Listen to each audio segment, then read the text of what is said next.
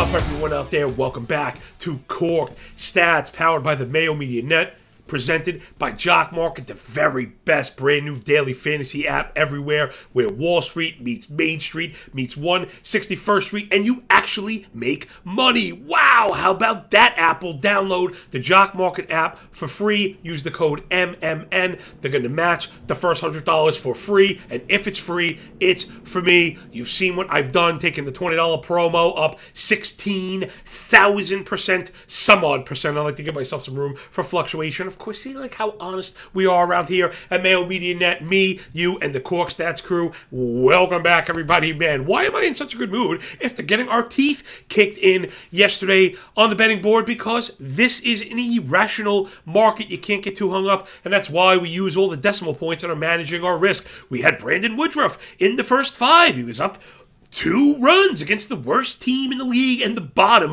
of their order, perhaps one of the worst hitters in all of the majors, Mark Reynolds. Well, he was 0-2, ended up walking, and TJ Friedel knocked him in before Brandon Drury, who we were on. Why I'm mentioning that? Why? Because he popped up on the advanced statistical leaderboard that we'll be getting to today. There hasn't been enough news and notes for Tuesday, and I'm not about to waste a single show. So Tuesday, we'll do pitchers. Wednesday, we'll do hitters. We're taking looks at advanced statistical leaderboards over the last couple weeks. Some stats maybe that I have access to that maybe not everyone else does, to try and, find some diamonds in the rough. We were early on Vogelbach. We were early on Drury. We were early on Chad Kuhl. Right, everybody? That's how you do it. Tip of the spear, head on a swivel, all the nuance and the context you expect when you hang with Pat Mayo and the big dude. All right, everybody, get ready for the 3 pillars of profit. If you're unfamiliar, welcome aboard. I know we're getting new listeners every day because the numbers keep on churning up, and that's what we're all about. Spread that good message. We're having fun.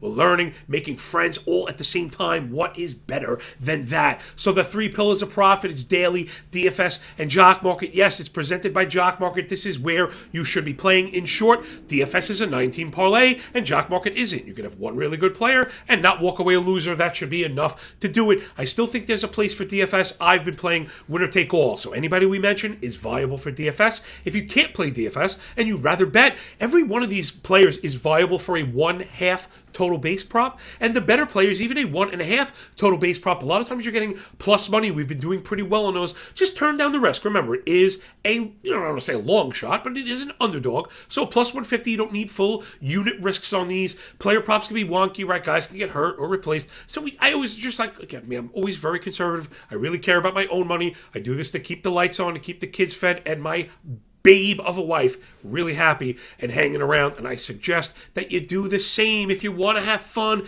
doing this. Again, back to the beginning, spinning those bowls, everybody. What you talking about, Johnny? Real quick, spinning bowls. It's the best analogy for complex thoughts. Remember the Gong Show, Ed Sullivan Show, the guy spinning bowls on sticks? You can spin as many bowls on as many sticks as you like, providing you get back to it before it falls off and become irrelevant. In this game, we're going to have a lot of moving pieces, right? So there we go. We talked about how we handled losses, but how we use that to look forward, how we don't let it upset us, and that be the point of the game, to stay in the arena. You cannot make money in a market you're not participating in. All right, enough of that. Let's do more of this. It's the fastest show in MLB, absolutely anywhere. You ever seen anything like this? I haven't, and we're going to go until the wheels fall off, everybody. Let's go get it. Daily today, big full slate. These are the days that we get paid. One thing we want to keep an eye on are slate times. Jock MKT has actually been moving the IPO time. Keep an eye on that. I actually whiffed on it yesterday. Won't happen again today. 6:35 first pitch, 6:15 lock. Remember, 6:15 lock. I'll be tweeting it out. Follow it. And remember, the show here on Mayo Media Net, you got to like the video, subscribe, please. Rate, review, and subscribe to the audio pod as well. And then follow me on Twitter. We're putting stuff out all day long. Patty Mayo gave me the ability to give you all the tools that we could possibly stomach. Starting pitcher ranks, implied team totals, the algo, the grading, handwritten notes on every game. I mean, really, it's just ridiculous. So let's get into the daily stacks. My man, Luis Severino, he has been good. Don't expect to beat him up, but the reason I'm mentioning this is He struggled against lefties. We want to be looking at Zach Collins for the Blue Jays. The Blue Jays don't really have too many really good left-handed hitters. Tapia I'm not really into. But Zach Collins, if you are playing DFS or in Jock Market, catchers can be really cheap. Again, we don't always need the best player. We just need to return a profit. Next up, we're looking at Oakland. They've got Fido. He went out once last time. 5 innings pitched, 1 earned run, but he gave up 8 hits. He did kind of get beat around. We love Oakland because they're so cheap. Always cheap on the betting board. We got paid on Paulie, Blackburn, the Pirate again. So we're looking at Sheldon Noisy and Barrera, who got called up. He's also really probably somebody you want to think about adding in fantasy circles, right? So we're always keeping our eye on the entire battlefield, everybody. That's how we do it. Milwaukee Brewers righties against Hunter Green. I mean, I have not seen power allowed metrics, right? Starting pitcher power stats like this maybe seemingly ever. 53% fly ball, 50% hard hit, 18% barrel, more than 4 home runs per 9. You keep up stuff like that, you're going to be on a midnight bust Tuscaloosa. I guarantee you that. So we're looking at Wong, Tellez, Adames, and Yelich. Tellez started getting it. They're all getting it going, man. You got to love the Brewers. Mix them in and out of all of your lineups. I especially think coming off that disappointment yesterday, they're going to bounce back in a big way. Next up, it's the Let's Go, Mets Go against Patrick Corbin. 7.16 ERA, 181 whip. He hasn't given up the homers we expected. I think he's benefited from the ball, but he's still getting knocked around the yard. Doubles are fine. Pete Alonso, Brandon Nimmo, and Mark Canha. Let's stop really quick to take a second and think about how we're digesting this, because I know people are always asking. I set up a Patreon page just for this. Don't retch. Don't move around in Twitch. It's fine. It's not paying. It's free Treon for you and me, Treon. All right, everybody. So I got to put this stuff out during the day. It's very hard to rank everything in the morning. The sun is just coming up right now. Lineups are yet to be out. There's weather, possible pitching maneuvers, news, injuries. Some teams just coming off the day off yesterday. Very hard to be exact. So we want to have the place to go. You check it on Patreon, MLB Moving Averages. It is completely free, 100%. But we're ranking these players. Think of it as high, medium, and low, right? So DraftKings, it's paying $5,500, paying $4,500, paying $3,500. And in Jock Market, it's paying $7.50, $5.50, and $3.50 on the board. I use a star rating on the spreadsheet. Very easy to use. I'm very kind of organized. So you can get with us every single day. Alonso is going to be at the top. Nimmo would probably be near the bottom. And maybe Canha would be at the bottom. And that's how we can work it. Last thing for the new people using a $100 promo, I wouldn't really worry about Alonso. Okay, if he ends up at $6, maybe I would set more of a hard cap. I wouldn't be looking to chase the upside. I'd be looking to grind. That $100 is more than enough. You're going to get really good players between $4 and $5 that will have the ability to finish as the first player on the board. Like we've done this several times this year already, but we don't need number 1. You could get them for 4, maybe you triple them up, and that's how you're going to grind people. I'm telling you, I did it myself. I have the receipts to prove it. There were no jackpots. You can't turn 20 into 3,500 or whatever without grinding it. It doesn't happen overnight in Jock Market. Part of why we love it so much. Next up, St. Louis Cardinals against Kyle Bradish, 950 OPS to lefties year to date. He's to righties year to date. He's gotten crushed by those guys totally, and that's where the St. Louis Cardinals kind of butter their bread. So we're looking at Nolan Arenado and the young dude Juan Yepez. Arenado's going to be at the top setting. Yepez, get him in there, man, while he's cheap. Add into fantasy leagues until before people catch on. We're looking for Giants righties, those San Francisco treats against Antonio Senzatella. Over 1,000 OPS to righties. That ain't going to fly. Lamont Wade, Darren Ruff in particular. I love to circle the lesser names. They fill in DFS lineups nicely. They fill in Jock Market portfolios nicely. We don't need to pay to profit. Remember that, people. Then Tampa Bay Rays against my boy Reed Detmers. I did really like him coming in. He has struggled a bit, so you got to be looking at those lefty mashers on the flat fish of Florida. Wander Franco, Mike Zunino, and Harold Ramirez. I know Ramirez is kind of like a on and off kind of platoon guy, but remember, Margot did go down yesterday. I don't think you're going to see him, at least for a minute, right? It was a leg or something at the very least. I think he's going to get an aisle stint. They didn't announce it yet, but I think it's coming. So Ramirez in the time being, in particular against those Southpaws, you can get them in there for sure. So there's our stacks. Let's get into the second one. All right, let's kick it into high gear, although not so much high gear, right? Again, I always want to be improving, making the show as much fun as possible, but also really informative. You know what I mean? I'm not going to read you stats that you can do on your own. I assume, if you're listening to me, that you're smart. Feels like a pretty smart assumption, right? Because, I mean, stupid people can't really roll with us. We're kind of operating over their head, and that's okay. Remember, my favorite philosopher, George Carlin, some think of him as a comedian. Me, I don't know so much, man. One of my favorite lines ever. Think about how stupid the average person is, and then realize that half the people are stupider than that. Man, love that guy, and it's true, real perspective, man. You're going to make your money going the opposite of markets. All right, let's get into the fantasy today. I've got some advanced statistical leaderboards up here for the audio-only listeners, and I'll walk you through it the best I can. We'll highlight all the pertinent names,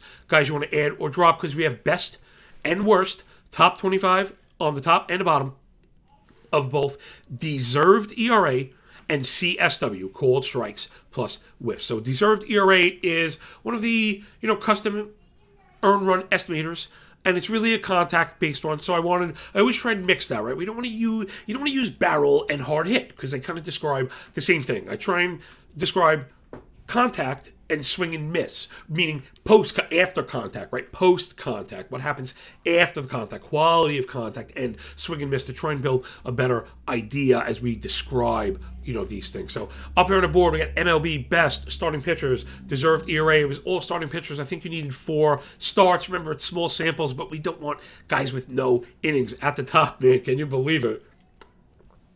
Martin Perez with, it's a .06, but you really have to ignore the numbers. That's not the point of these advanced stats. And I know we've had some talk about this in the community, which is fine. I think people should be understanding that these numbers are not to be used apples to apples in the manner they were. However, on a relative scale, they're totally useful. They really are. The best is the best, because the single variable change has been applied to everybody. Okay, so Martin Perez at the top. Julio Urias, he got touched around the other day, but again, it's like, you got to be careful. Guys getting singled to death, that's easy to put away. Zach Gallen, Joe Ryan, Max Fried, this is a good list. Sometimes they validate themselves. Chad Kuhl, Tony Gonsolin, who's going today. I know the secret's not out. It's not Gonsolin, some big secret, but Chad Kuhl, he is not getting the respect he deserves.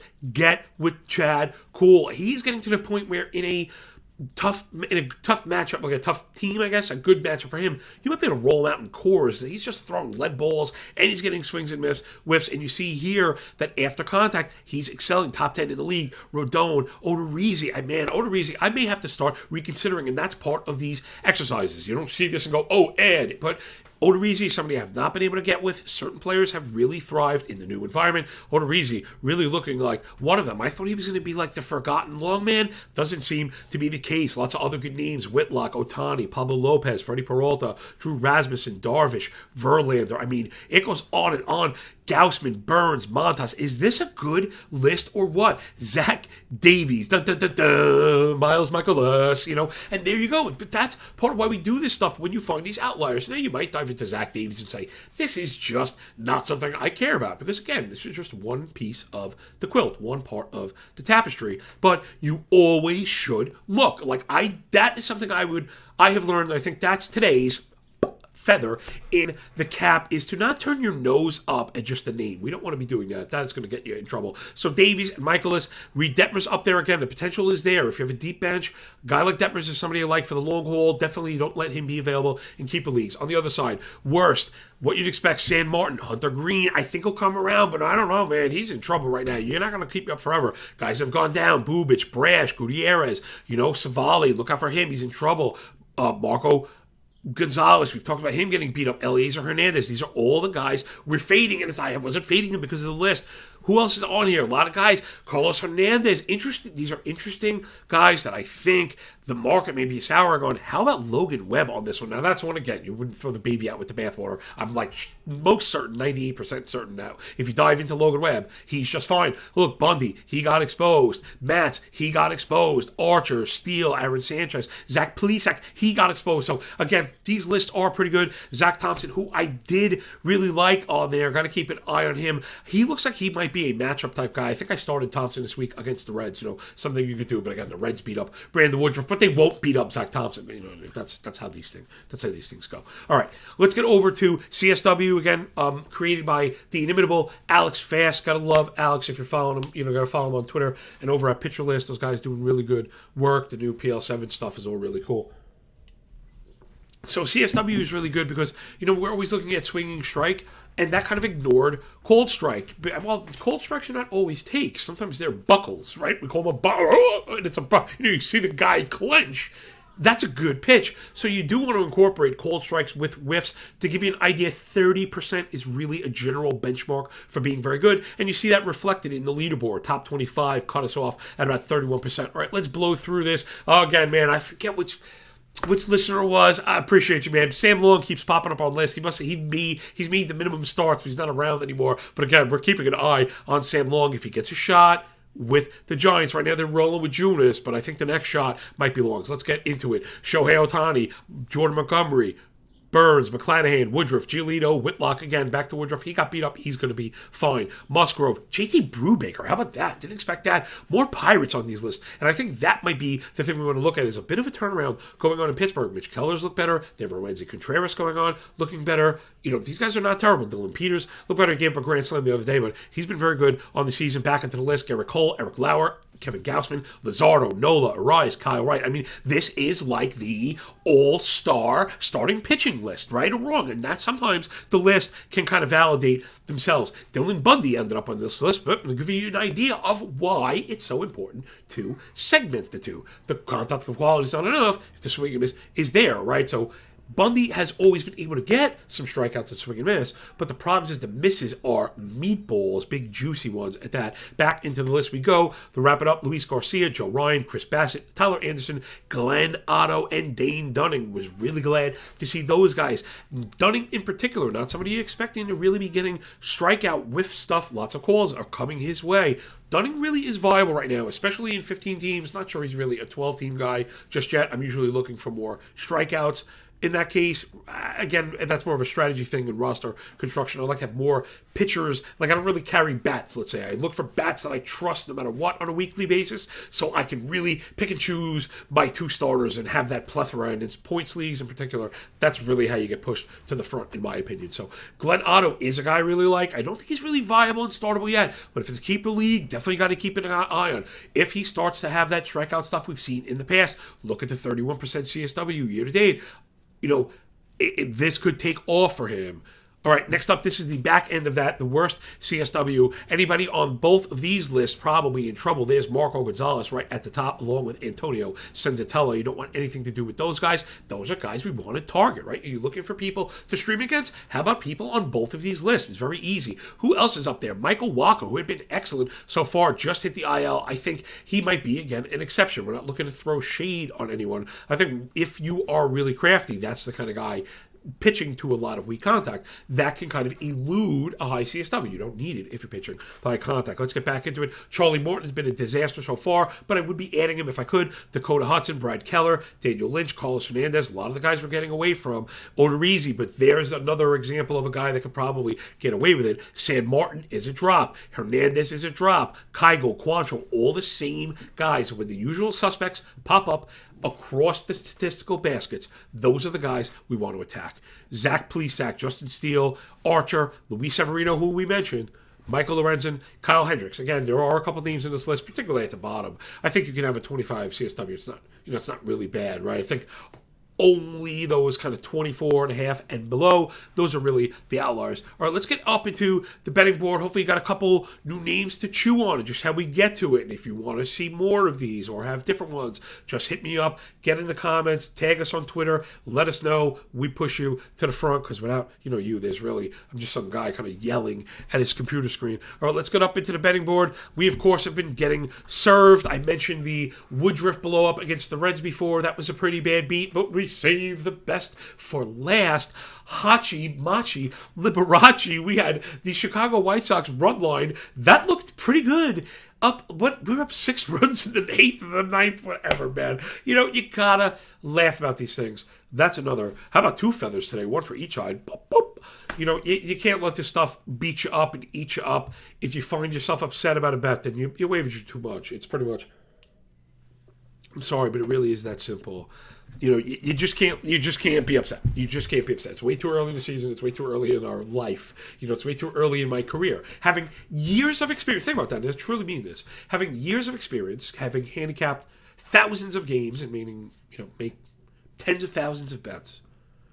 I'm still considering myself, early in this thing, right? Like golfing, right? I could do this into my old age. I don't need to be slim to do it. Thank goodness for that. But it's the truth, Don't get eaten up. You can't get eaten up. Keep turning it down. If you really knew, I mean, maybe one day we kind of cut this and I'll put something up on YouTube. Like, if people are really curious about the underpinnings, like the behind the music, the behind the algo, like how did we get here? And it's years and years of grinding. I mean, years of grinding. Things. Probably if I told you right now, you'd be like, I'm not doing that. Well, there you go. It's very hard to build to the sky. We talk about this all the time, right? To build to the sky without the proper foundation. You're going to have a hard time really getting into this kind of versatile market across the three pillars of profit without listening to the show every day here at Mayo Media Net. That's the bottom line. You got to set the basis every day, 20 minutes, stay sharp, hook with us. Take it a little bit further, then you check the picks, then you follow along the games and you're understanding not just what happened, but why. All right, let's get into these games. I've got a 3-pack for you. I'll call it out for the listeners. I'm trying to give games that we could play as a standalone. I wouldn't get the last one, minus 135. I ain't paying that. We got the Rays, the Phillies, and the Marlins. Pack them together, full game. Money line plus 500, but we're betting 1/10 of a unit. Remember, this is just the beginning of the day. I will run the F5 algo later on. We do have a minute or two to spare. I'm going to look at a little bit of handicapping going on, man. We don't get to do enough of that here. Hey, it's so detailed and so nuanced. Like I said, I do custom write-ups for all these games. Well, we got Tampa Bay against Reed Detmerson, LA. I know that LA offense is good, but so is Tampa. Kluber has just been really, really great. 332 Sierra, sub 6% walk rate. All the metrics really looking strong underneath, especially the location metrics. Here's a sub 21% heart rate, plus 45% shadow rate, plus 35% O swing, sub 83% Z contact. So like when you put these pieces together, and that's why I'm trying to just read people's stats, but also say there's a lot to these things when you're building the profile, that he avoids the outside, he lives on the edges, but it's good enough towards the far edge that he can get swings, but also limit contact. It's a very, very good combination. Kluber looks phenomenal right now against Detmers that we mentioned. Look at the opposition, 32.5% heart rate. So 1/3 of Reed Detmer's pitchers are in the heart of the plate, and that's going to get you in trouble even with the lead balls. He's been very, very good against lefties, being a lefty himself, but righties have beat him up. 845 OPS against 375 WOBA on the season, righties against Detmer. So give me Kluber, and again, I probably should mention all of these plays are also pretty viable as an F5. So to give you an idea, right, when I throw these things out there, I don't just look and pick one. I hate that people think sometimes, that we just kind of throw darts, and that's another reason why I do the write-up. So you see that we're always doing the work. We're always doing the work. I absolutely promise you. I cannot promise you the outcome. I can promise you we're going to manage our risk. I can promise you to do our best to stay within ourselves. I do promise to keep a good attitude, right? These are the things that I can control. I don't make the plays. I don't throw the pitches, so I don't get mad about the outcome. All right, everybody, the other cap's going to look like it. I can't take you through them all. Aronola, who I was off of, looking really, really, really good. I mean, 70% first strike rate, and he's getting whiffs, 52% ground ball rate. The homers have been an issue because he misses with the curve, but the Seattle offense is in the tank right now. Nola should be good for the F5 for sure. Seattle, Robbie Ray, I think he's on the click up. Don't get me wrong, but the strikeout stuff hasn't been there. All those fly balls getting him in trouble. Last but not least, the Jesus Lizard looking like an ace right now. Madison Bumgarner with the 1.50 ERA, but the 5.02 xFIP, 5.18 Sierra. I'm not really buying Arizona. We had them yesterday. They scored a couple runs, but they were supposed to be really good. I think they're about to sputter and go back in the tank. Not that they're any good, but even those little blips you got to look out for, right? That's how you step on a rake trying to go up against the Pirates every day. Had the turnout for people betting 250. Meanwhile, if you read the MLB moving averages notes yesterday, it said that in there. It was like, of course the model has the Dodgers winning. No model is going to have the Dodgers and the Arias losing to Quintana. But it did say this is too close, and it was fishy that I wasn't paying the juice. So, there's a little bit more of behind the curtain how we do it. Everybody, hope you enjoyed the show. That'll do it from the three pillars of profit and the big dude with the big mouth from the Big Apple, Big Johnny Stud, coming to you worldwide from Brooklyn, New York, man. Hope you enjoyed Cork Stats today. Please press the like button. That's that like thumb, right? Subscribe to the channel. Rate, review, and subscribe to the audio pod. I hope you enjoyed it. The audio listeners, feel free to hop over to the YouTube video and just grab a screenshot of the leaderboard. I put this stuff out there. It's not necessarily readily available, and it is the kind of stuff that's going to give you a leg up in your home leagues. We'll be back tomorrow with the hitter side. Then we'll be back Thursday with 10 and 12 team league ads. And then Friday with the platoon tracker, the lineup tracker, and the weekend look ahead, man, doing all the things and the bag of chips to go with it. So that'll do it. Please download the Jock Market app. Use the code MMN. We'll be up in the market tonight, guaranteed. Remember, 6:35 first pitch, 6:15 open, 6:15. We dropped you some names. We gave you the stacks, but as the lineups come out, we'll get the rest of the names circled and exactly the prices we're looking to pay. I'm not just throwing you out there in the wild. We're going to get it done. And now I have people coming to me. Look at this deal. Look at this one. What about this? And that's how we get it done, creating that culture of fishermen and fisherwomen. All right, everybody. I catch you all on the flip side. Remember, when you work this hard, it feels a lot less like luck, don't it? Damn right.